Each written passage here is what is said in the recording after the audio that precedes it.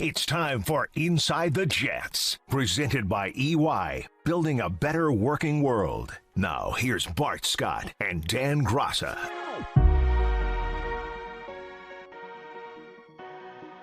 And welcome in, everybody, to Inside the Jets, presented by EY, building a better working world. Dan Graca with you once again, joined as always by my pal, you know him, former Jets linebacker. It is Bart Scott. Bart, it's Thanksgiving week, my friend. It's finally here. How the heck are you? Kuna Matata, man. A lot of things to be thankful for. Thankful to be here doing the show with you, and let's get it going. Absolutely. Same right back at you, my friend. Jets yesterday were in the ball game against the Miami Dolphins. That was a game that was tied after each of the first three quarters, but the Dolphins made a couple extra plays that proved to be the difference, and they walk out of MetLife Stadium with a 24-17 triumph. Jets fall to 2-8 on the season and 0-4 in the AFC East. It stings a little bit more. I mean, you know this. The rivalry games, the division games, those are ones that count a little more extra special. Those always seem to sting a little bit extra when you don't get the job done, right? Yeah, especially, right, when you know this opponent that you should be able to compete with. This was comparing apples to apples. And once again, the lack of communication. You talk about the youth. The youth is not understanding, you give up a wheel route when you're responsible for the deep third, but you're looking at the first receiver, not knowing that the second receiver in the slot has went behind you. Talk about the pivotal penalty from Franklin Myers, just selfish or not selfish, just inexperienced, inexcusable, from somebody who's been in the league for a while, understanding how they call games nowadays. And also the miscommunication with Joe Flacco, with coming off the edge and the hit that caused the fumble when they were in the scoring position, the missed field goals. When you're a team that's trying to get a victory, those are things that you have to shore up. You can't have self-inflicted wounds, and you can't leave points on the off the board when you have the ability and the opportunity to get that. You talk about the delay of game when you're going for the other field goal, and I think you take the delay of the game and you decide to punt and play the field position battle because your kicker hasn't hit at a high level and you don't want to give them a short football field. So it's enough blame to go across the board, but the team is learning. They showed a better representation of themselves, but at the end of the day, they still didn't get the victory. I think Coach Saleh said something interesting, kind of alluding to that point in his post-game press conference on Sunday when he said 90% of the games in this league are lost. They're not won. And, you said it, self-inflicted wounds. And even if you're one of the best teams in the NFL, if you continually beat yourself over the course of a 60-minute game, you're going to have a hard time walking out of there victorious. And especially a young team like this Jets squad is, you're going to have to play close to a perfect game and not do things that are going to end up hurting you in the long run. And there were a few too many of those yesterday. You hit on it. How about, I think overall the offense did some good things, led by Joe Flacco, of course. And we saw those youngsters, Elijah Moore and Michael Carter, flash again. They moved the ball up and down the field, but 4 trips inside of Miami territory, they didn't come away with any points, right? You mentioned the fumble down at the 5-yard line. You had the 2 missed field goals. So you got to cash in on those opportunities when they present themselves in a football game. Absolutely. It's a direct correlation between taking care of the football and also scoring in the red zone, what most people call the green zone, because that's where the money is made right there, right? Not only, is it disheartening or deflating, when you do that, it also gives the other opposing team good field position, especially when you're missing field goals. And also when you come away with no points, it's deflating. You work all that way to get down there. You come up with nothing. And then you look up and you give up a big play on the other end. That's a 10-point swing. So, that's the next step. Then, they move the ball in between the hashes, but they have to be able to cash in and get touchdowns because that's how you win in this league.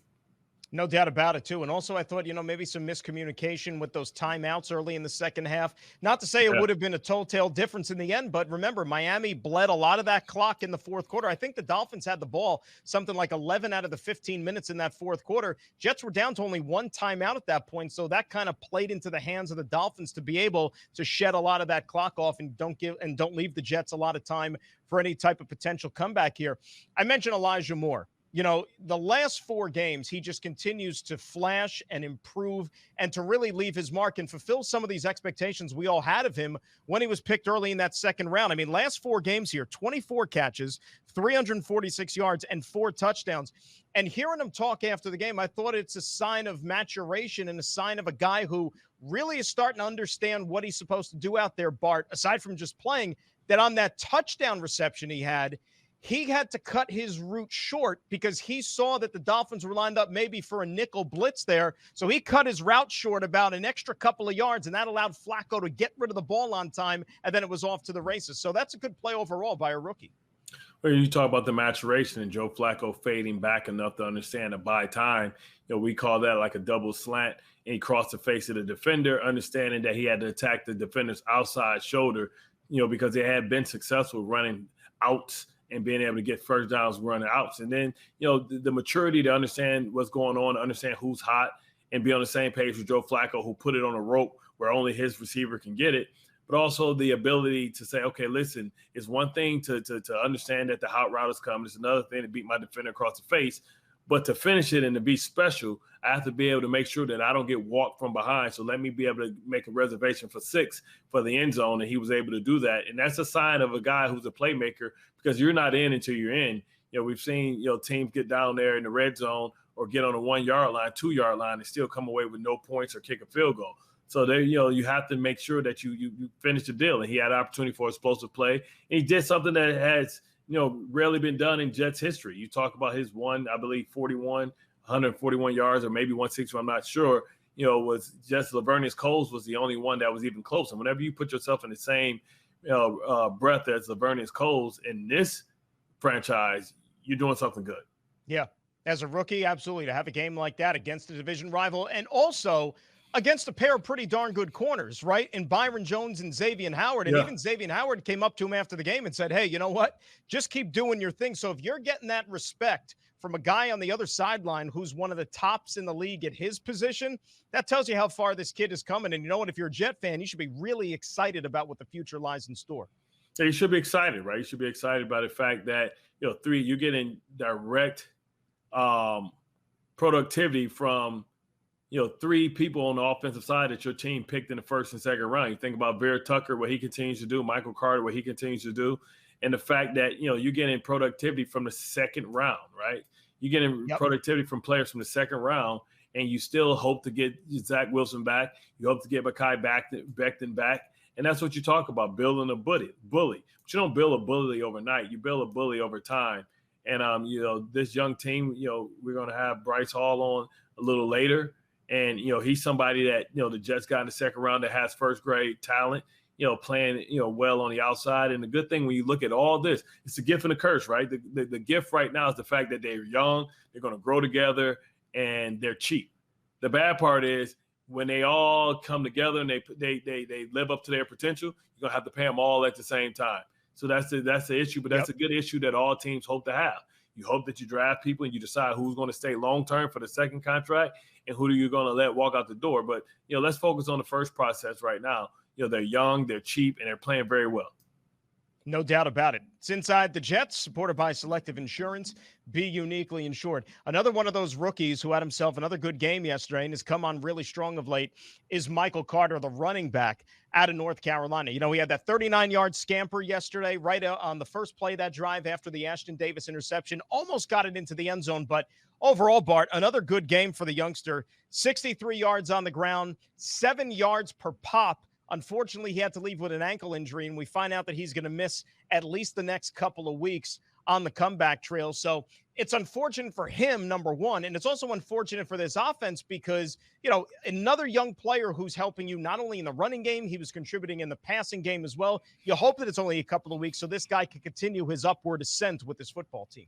Yeah, because really it's about the development, right? And you want to give him experience. You want him to see as many complex, different defenses as he can so that he can get that knowledge and be put in as many situations as he can. Now, unfortunately, the fact that he's injured gives somebody else an opportunity to get that invaluable experience.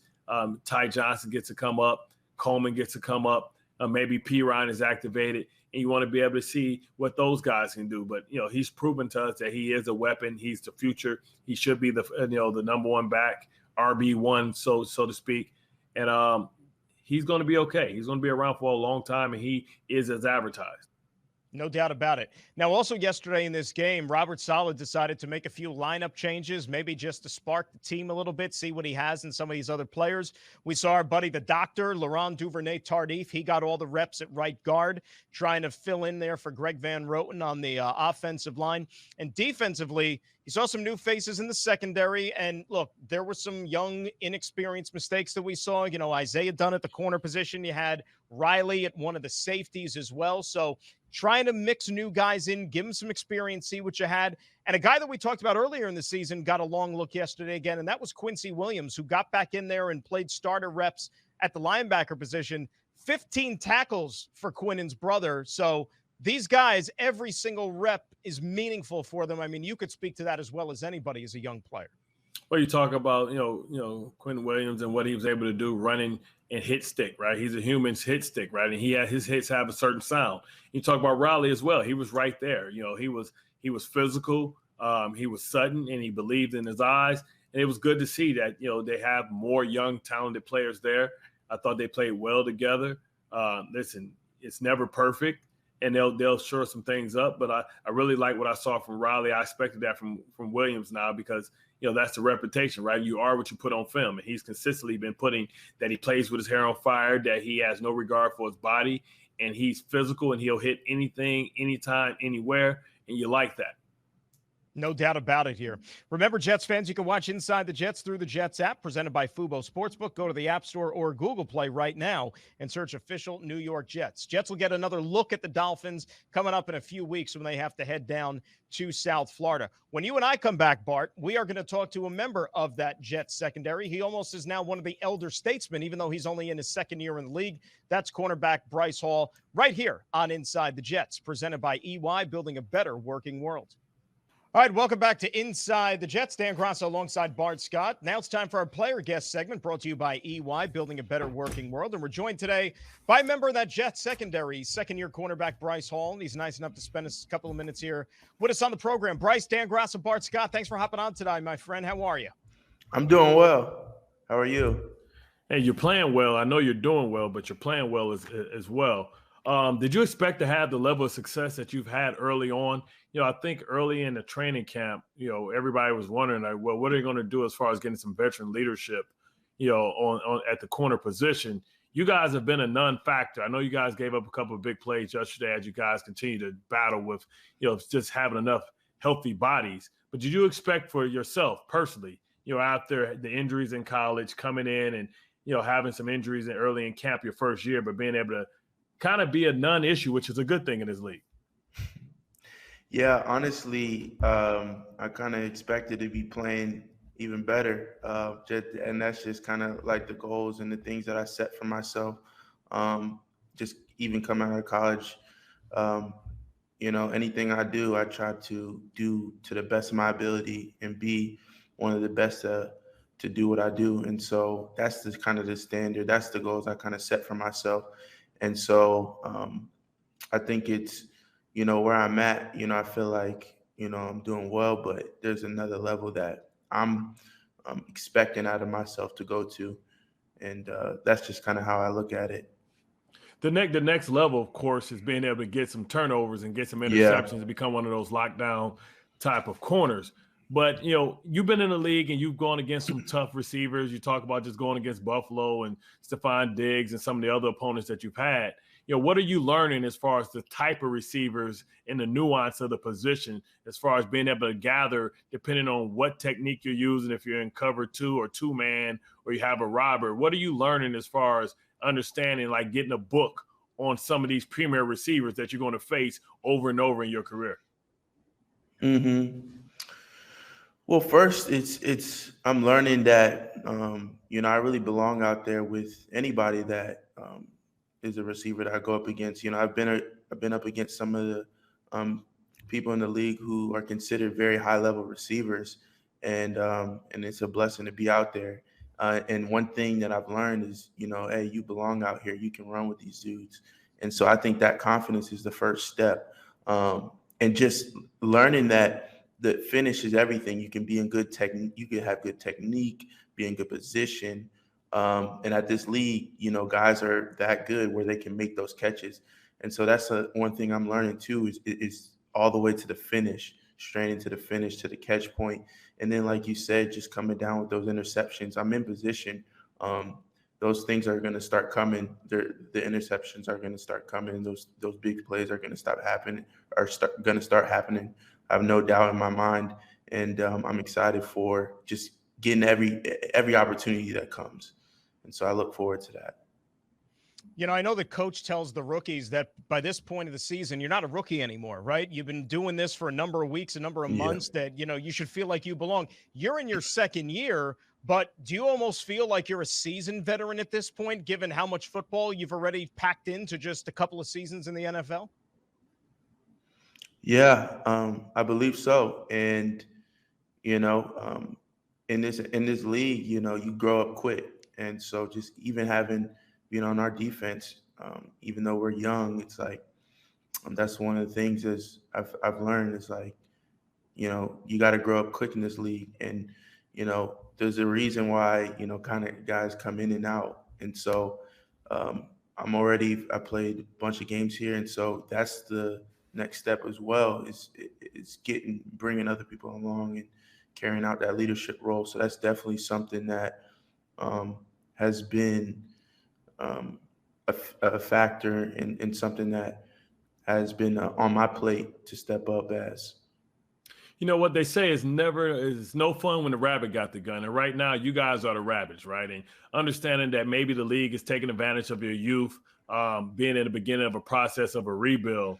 But eventually, you guys are going to become the veterans. And, how do you kind of internalize the fact that, okay, we're young, but this is a young, cheap group that's going to be together for a long time. And when we get it and we all get our stride together, are you taking names like the Golden State Warriors? Like, all right, I remember you was laughing. I remember you was out here talking stuff, because when we come of age, we're going to be ready to go. We're going to be together for a long time because we're at the beginning of the process. That's I think that's a mindset that's so critical to have. It's like, it's not always going to be this way. And, and I know in the NFL, you kind of guys filter in and out. And so sometimes you don't have that chemistry that you would like to, but I full-heartedly believe in this program and what, Coach Saleh's building, the coaches and everything like that. I've been around, a culture and a program change when I was at Virginia, all new faces coming in and being able to take a program around. And one thing I always remembered that my coach would always say, it's not a matter of if, it's a matter of when. And I think when you have that belief, it's so critical as a young group. Things may not be going the way we'd hope it right now, but let's not jump ship. Let's stay the course, stay faithful. And like you were saying, like, even though we're young, it's not always going to be like this. And if you can turn your mindset and your vision not to just be thrown off by what's, all right in front of you, but look at the bigger picture and what's the possibility, what's the potential, and you look at it like that and keep going after it. I really think and really believe, like, it's going to be special when it does happen. Bryce Hall joining us here on Inside the Jets. You look at the secondary that you guys trotted out there to begin the game yesterday. I think it's 3/4 of them weren't even active come week one. So you being the elder statesman, and given the fact that, LaMarcus Joyner, Marcus May, those guys suffered injuries, veterans, if you will, do you feel almost like, hey, you have to kind of take on a little bit more of that leadership role, even though you're only in your second season yourself? Yeah, absolutely. Whether I like it or not, that's the reality of what we have here. And I think the cool part about it is we have like the right character of people. Like, there's not a guy in our secondary in the group that I'm around that's like, a me guy, or it's hard to really like work with. And I think that's what's cool at this point. It's like, if I communicate something, if I speak to them, I know they're listening because, we have that relationship aspect. I remember my first year coming in, I was kind of coming in and I was just like listening to whatever the older guys were saying, do this, do that. And, having that relationship, building that time is critical. And even though we got new guys coming in and out, haven't spent that much time, the cool part about it is, they're good dudes and been able to just bond with them. And I think that is key in me stepping up. And so when I do say something, if I do, try and help them out, they know it's coming from a place of love. And I think that's the reality of what I'm in right now. And even if it's not what I had envisioned, it's like growing up fast. And so I'm all for it because it's gonna push me to become a better player in the end. And so yeah, I'm grateful for that opportunity. Second year in the league, not even just halfway through the second season. That's just the nature of the league. I tell you what, your core is your core, right? When I came in the league, I was trying to punch a roster that had Ray Lewis on it, Darius Thomas, had man. Pro Bowl or Super Bowl champions on it. And I had a nice seat from the sideline for the first couple of years of my career. So you're getting invaluable experience. But who's that one guy? We always got that one guy, man. Every time, like he's like always locked into his job. And in this game, you got to communicate and you got to open it up because it's like, okay, listen, man, I got a man-to-man, but he's off the ball. Your man's on the ball. It's better for us to open this thing up for us to maybe pass this or limbo this. I don't know what words you guys use, but it's always those Captain Literal Man guys that always say, no, this is my guy. Like, bro, like, look at the formation. Open your vision up, man. Who's that guy, man, that's just like, this coach told me I got this guy. I'm just going to run with this guy. We always got one. Who's that guy for you that you're trying to communicate with? You got to convince him that you telling him the right stuff. Man, I can't do that to my dude right now. Yeah, but you wipe your eye. It's usually that nickel. Man, you there's you got those guys, and I don't want to rat them out on this. And I get it. I've been got the blinders on, man.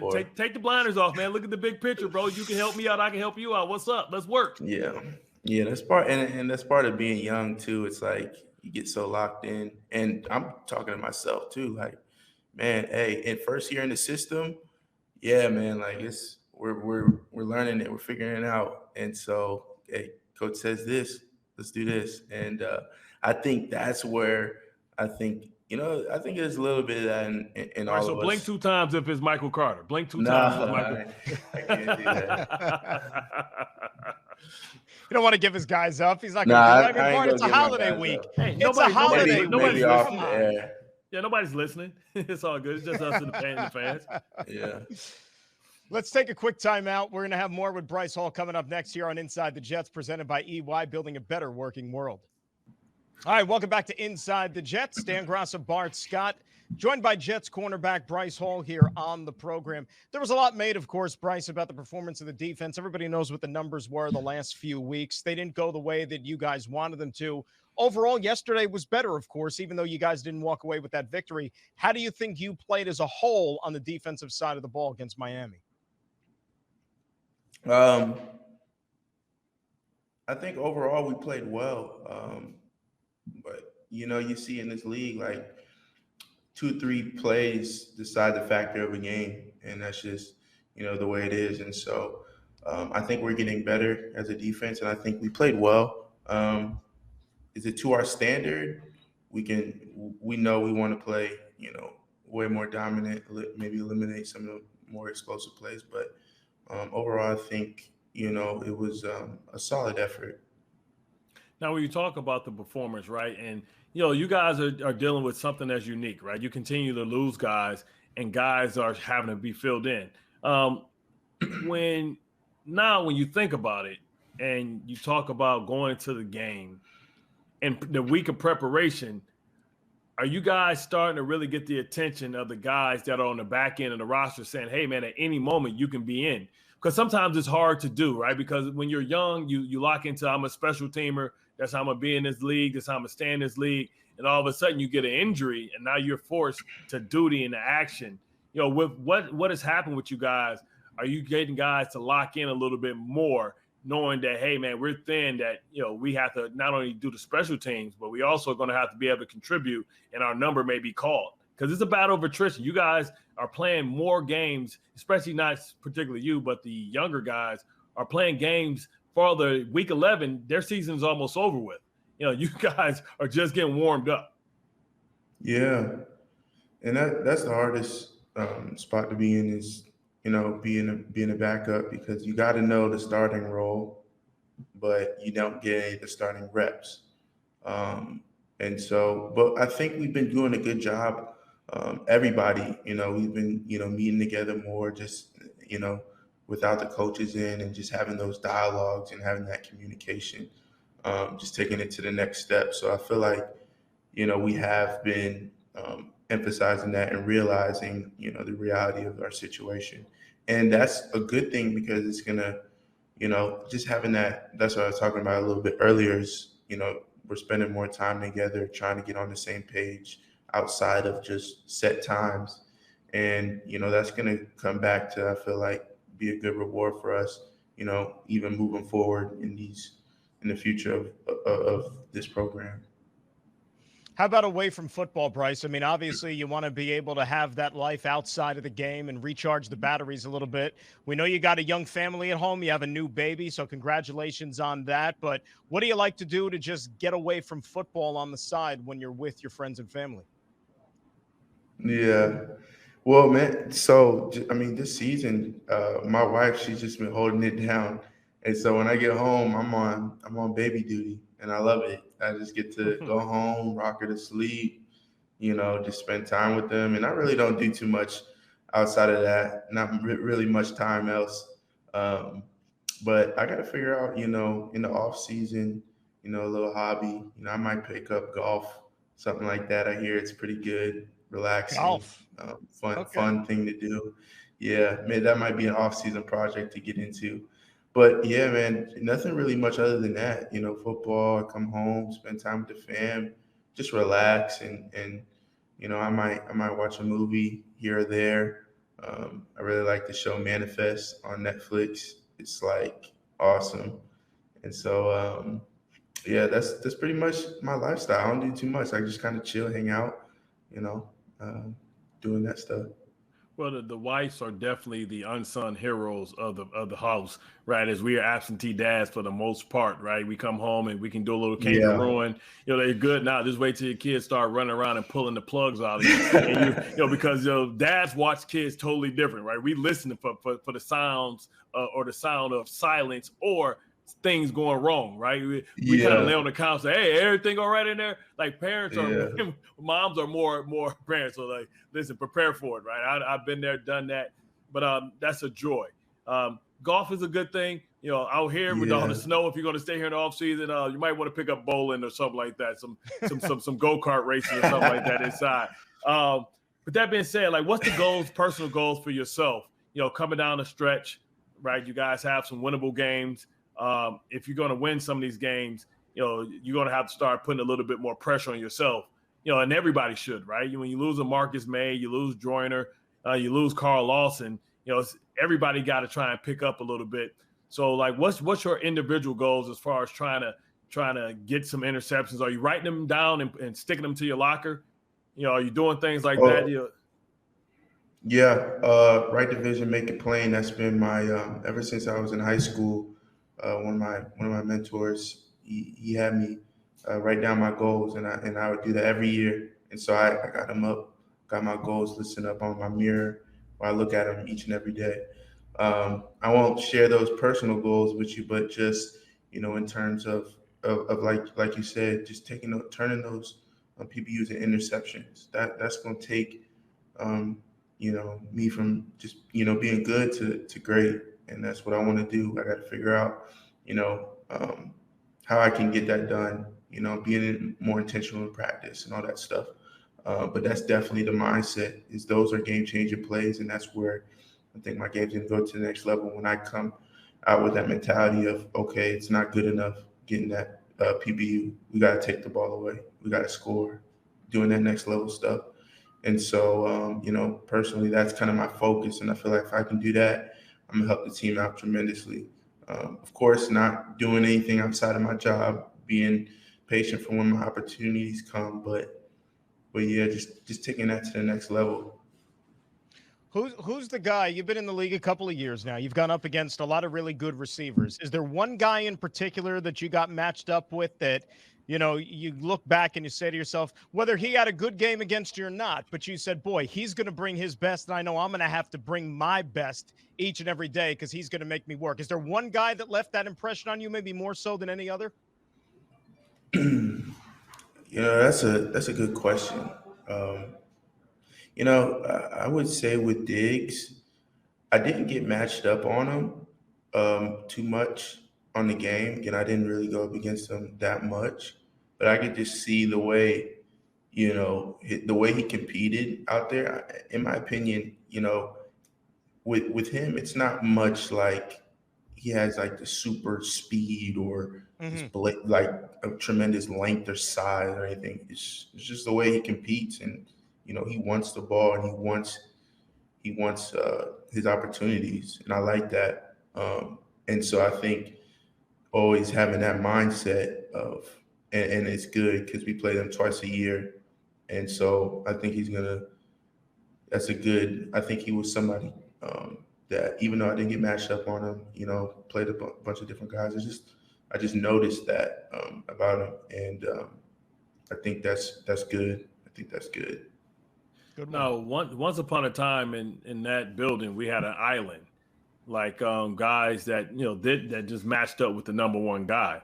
Is that what you're inspiring to be? And if so, what does that notebook look like, right? Because we knew that, hey, I'm from Baltimore as well. I played with the Ravens for 7 years, but understanding that, okay, Chad Johnson, when he's getting the ball, he wiggles his fingers, right, and he plays with his gloves. When he's not doing anything, he just sits up there and he lines up. Like, what kind of notebook are you getting on these guys that you're going to see multiple times? Because you or Diggs aren't going anywhere anytime soon.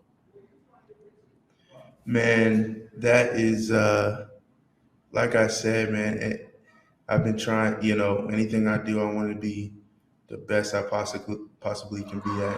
And early on in college, and I see Revis's photo every time I leave the weight room, and it's inspiring what he did.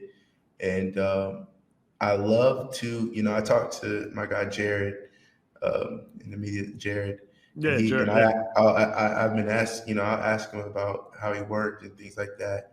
And one thing that was really cool about Revis and that he said that kind of took me, I didn't know, is he was so gifted as an athlete, as a player, but the way he studied people, the way he studied, splits and all that other stuff was just unreal, next level. Like you said, his notebook, and that's where I'm going. That's where I go with it. Like, I wish I could show you my notebooks before games. One of my Michael Carter, the running back, he asked me early on in the week. He's like, what, how you feeling about this, game and all that other stuff? Like, you ready? And I showed him my notebook, and then the next thing he said is, so how much of that do you actually got down? Because you got to take that over to the game. And so I'm finding that process of all the, like, having the notes and having all this stuff, but obviously being able to meditate on that, internalize it, and take it to the game.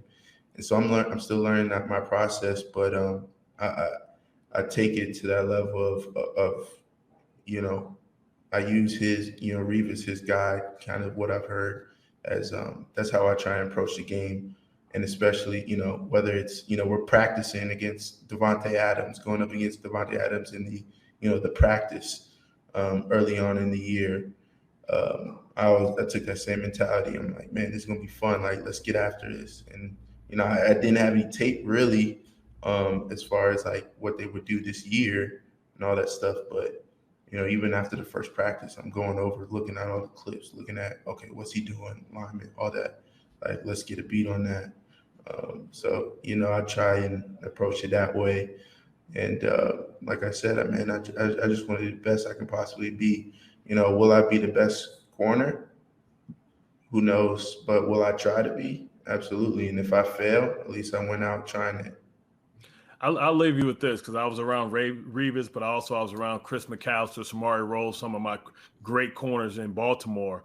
And to be honest, Cromartie probably was better athletically than all of them. but lack the mentality to be great all the time.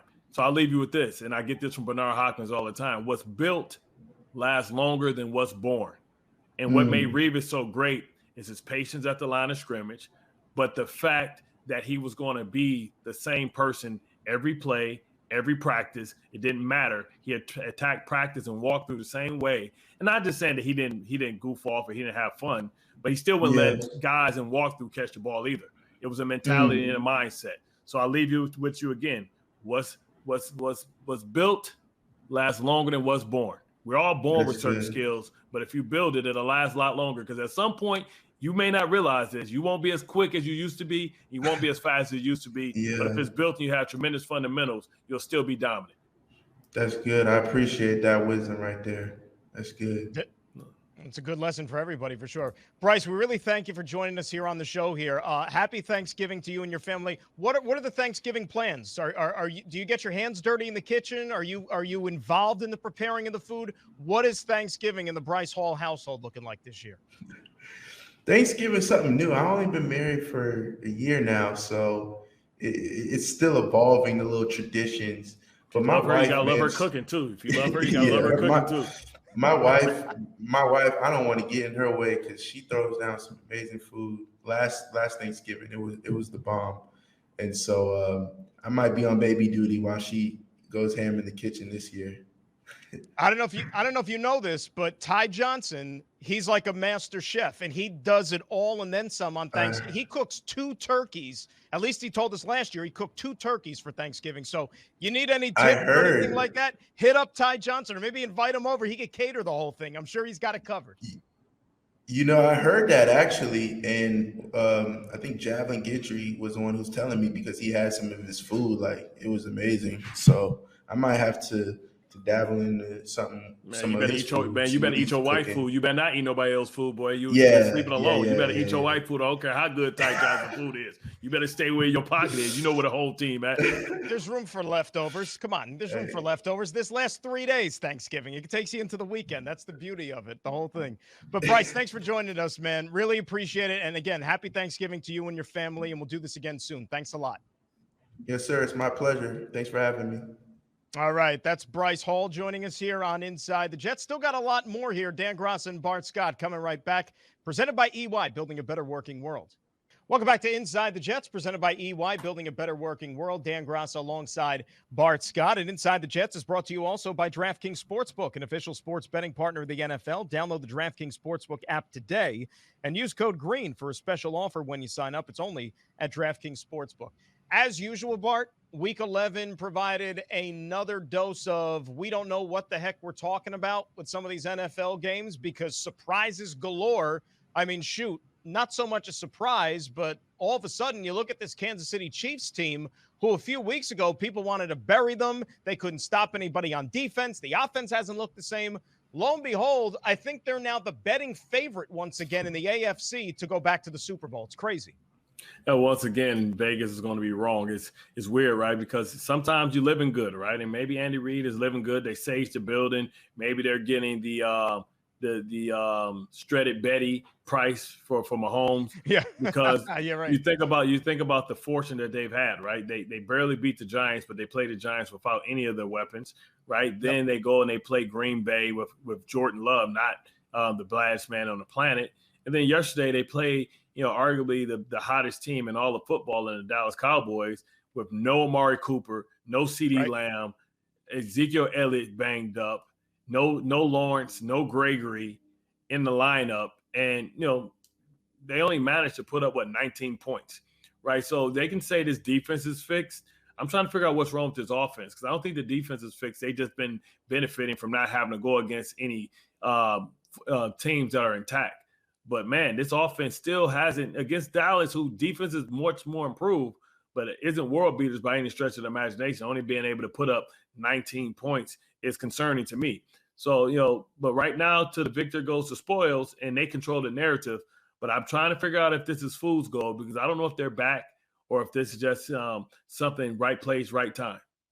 I'll tell you, if you get a healthy Christian Jones and seeing the damage that he wreaked yesterday in that football game on the defensive side of the ball, That's a step in the right direction for them. And to your point about the Cowboys, boy, think about it. The AFC West has been a nightmare for them this season. They had the stinker against the Broncos a couple of weeks ago. They Yep. lose to Kansas City yesterday. They got the Raiders coming up here on Turkey Day. I mean, they don't want to make it a trifecta because, a couple of more losses, and then maybe that breathes some life into some of these other teams in that NFC East, because let's not forget, we still have 7 more weeks left of the season. A lot could happen.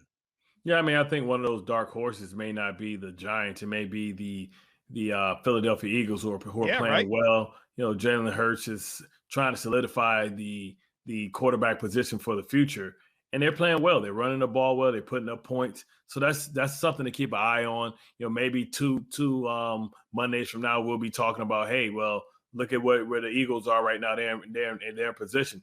But another one that surprised me, well, it didn't surprise me because I picked it. Was that the Indianapolis coach, went up to Orchard Park and really just dominated the Buffalo Bills. And I think what we're realizing is the Bills are built to beat Kansas City. They're not built to beat powerful run games and outfits. And the unfortunate thing for them is that not only does Tennessee exist, and if Tennessee is able to get the overall pick, Derrick Henry potentially will be back. Bad news for the Bills. But also you look at within their own division. That's the way that the Patriots play football, and they're going to have to figure out how do they stop physical run games because they're getting beat at the point of attack from a defensive standpoint, and on the offensive standpoint for themselves, they can't run the football. They're trying to breed at 50 yards. You got to be able to run the ball more effectively than that in this league, especially when you talk about what's going on with the weather outside. It's going to be inclement weather. You're going to start seeing kickoffs fall short. You're going to start seeing footballs get more slick. And this is when the big boys, this is when the men, you put the kids, the women and kids to bed, and the men come out and play ball. And you got to be tough. I think it's a bad sign that they're getting bullied by running the ball, because it's great to be able to pass the ball on the other side. But if you can't get the ball, you can't get it back, you're going to lose a lot of games in this league. And we know that the running game is not exactly a strong feature of the Buffalo Bills offensively. I mean, Josh Allen tucks it in and runs, but in terms of that dependability from their backs, they just haven't got it really the last couple of years. So you're right about that. I mean, a running game and a good defense, that'll travel anywhere you want to go, especially once you get into late in the season and January football type weather for sure here. But good job by Indianapolis, shaking off the rust after a 1-4 start to the season. They have to deal with some adversity. They're going to be a dangerous team. I mean, I picked them to win that division. They might not, because Tennessee got off to a big start, but who knows? And I mean, boy, the Titans yesterday, that was one that I don't know if anybody saw coming. I know that it was nasty. You talk about weather. I mean, it was a monsoon in that game in Tennessee yesterday, but give the Texans credit, going in there, getting the job done, winning an ugly, sloppy football game. And we talk about the Texans because that's next up for the Jets, a trip down to the Lone Star State coming up here on Sunday. Well, you look at the Texans and what they've been able to do all year. They played tough, right? They have talent on that side of the ball. They still have Burkhead. They have Brandon Cooks. They have, guys that over there that are professionals. You talk about now Tyrod's back at quarterback. So yeah, Tyrod's back, and it showed. And you can't turn the football over. Listen, this is a team that pushed with Mills, pushed the Patriots all the way to the brink. Almost got the victory against the Patriots. So listen, they're no pushover. They're going to come in the same way that the Jets are looking at them. They're looking at the Jets as an opportunity to get a win. Jets better be ready, because this is going to be an evenly matched contest. And Tyrod is a savvy, crafty type of player. And somebody's going to have to step up, because he's going to make the plays. He's not going to beat himself. He's going to be smart with the ball, and he's more athletic than people think, and he's a guy that can run with the football. That Green Bay, Minnesota game yesterday, you talked about a nail biter. I mean, but think about it. Like Minnesota, that's every game they play this year. Like they've had, I've 18 points. It's 18 points. Their losses have come as a grand total is 18 points. They should have beat the Cardinals. They missed a 37-yard field goal. They're always in every game. They just have been coming up on the short end of the stick. Dalvin Cook back. Jefferson may be the best receiver in the game. And Thielen is nothing to sneeze at either. Yep. He's a multi-Pro Bowler. As long as they don't play night games, then Kirk Cousins okay, right? I mean, but he doesn't. That's what we always say. As long as it's not 4 o'clock or 8 o'clock, you're good. He's good to go. But it's like, I think it's all but 2 games have been decided on the last play of the game for them this year. I mean, Rodgers didn't play a bad game yesterday. I mean, he looked more like the Aaron Rodgers we're used to seeing as opposed to the guy last week against Seattle. But I mean, give this Viking team credit. Like, I don't know if they're an elite team, which we know they're not, but they're dangerous and they can beat anybody, I think, on any given day. But I would ask you this: who is an elite team? Because if anything, this NFL is showing it says Even parity better. within this league, and it's whoever shows up, whoever makes the big plays, and don't beat themselves. And listen, when Dalvin Cook is running like that, it opens everything up for Kirk Cousins, and his defense is getting healthier. I know they lost to Neil Hunter, but they still, got Harrison Smith. And remember, that's why you can't look at people's records, because you have to make sure that you understand the context in which their record is what it is. Right, because they should have beat Arizona, but also Harrison Smith, and they had a little COVID outbreak. Dozier, a former Jet, was hospitalized, and guys are getting healthy, and their guys are coming back. So you can never overlook that. No doubt about it. And again, another reminder just how long this season is. I know we keep saying it, but it's so true that, my goodness, there's so many different storylines at each Now we're at the team's halfway mark, experience. technically, from last year. Now we're at the halfway mark from what would be last year. 7 games to go. Some teams still have a bye. It's 8 weeks is usually what it is. And, guys are just limping to the finish line. So it's about who can stay healthy, who can get healthy, and who can be available. Because you can have the best roster in football. If they're not available, they're not playing, then what's the use?